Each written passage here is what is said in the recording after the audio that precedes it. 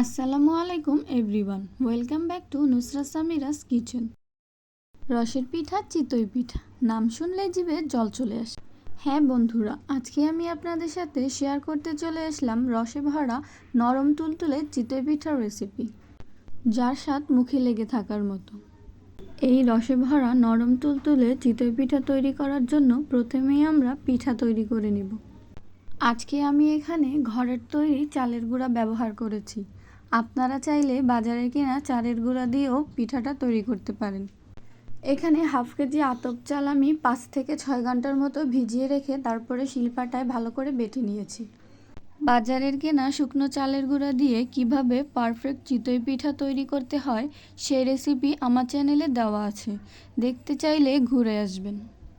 এখন অল্প অল্প করে পানি দিয়ে পিঠা তৈরি করার জন্য একটা পারফেক্ট ব্যাটার তৈরি করে নিতে হবে।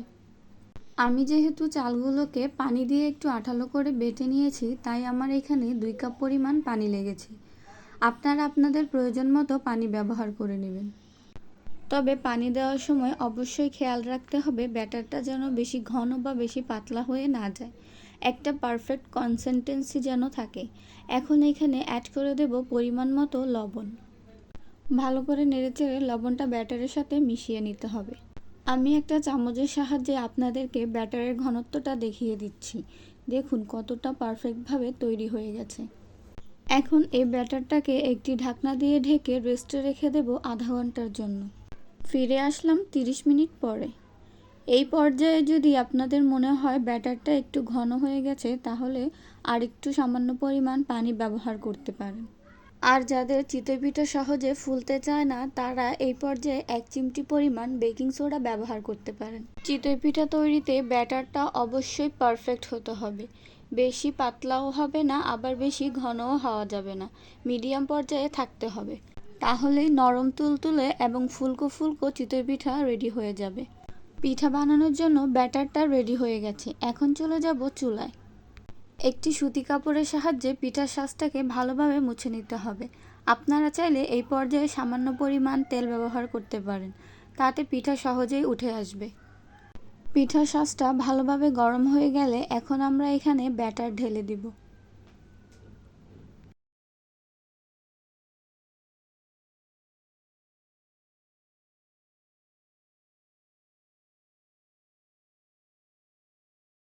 এখন একটি ঢাকনার সাহায্যে ঢেকে 2 থেকে 3 মিনিট অপেক্ষা করব। 3 মিনিট পর ঢাকনা খোলার পরে দেখুন পিঠাগুলো মাশাআল্লাহ কত সুন্দর ফুলকো ফুলকো হয়েছে। আমার এই রেসিপি ফলো করলে আপনারাও অবশ্যই এই রকম ফুলকো ফুলকো চিতই পিঠা তৈরি করতে পারবেন। আমি এখানে বেকিং সোডা ব্যবহার করিনি। বেকিং সোডা ব্যবহার করলে পিঠাগুলো আরও একটু ফুলকো হতো।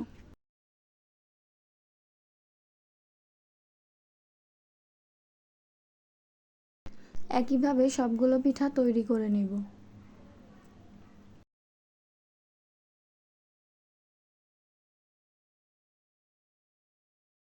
দেখুন বন্ধুরা, পিঠাগুলো কত সুন্দর পারফেক্টভাবে তৈরি হয়ে গেছে। বাহিরে মুচমুচে এবং ভেতরটা নরম তুলতুলে। আপনারা চাইলে এই পর্যায়ে পিঠাটা খেতে পারেন কোনো ভর্তা বা মাংসের ঝোল দিয়ে।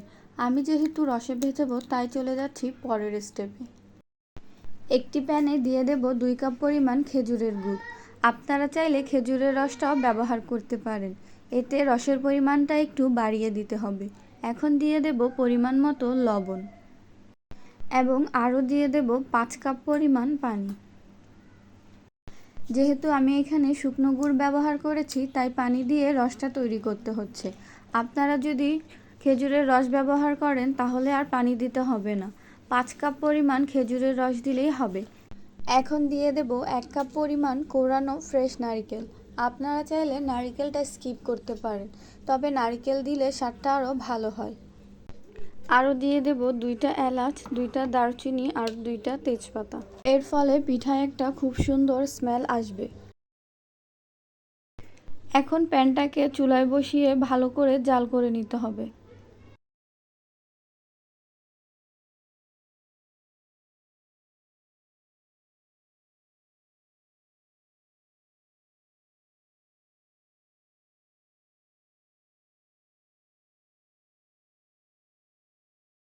5 মিনিট মতো জাল করে নিলেই খেজুরের রসটা তৈরি হয়ে যাবে পিঠা ভেজানোর জন্য।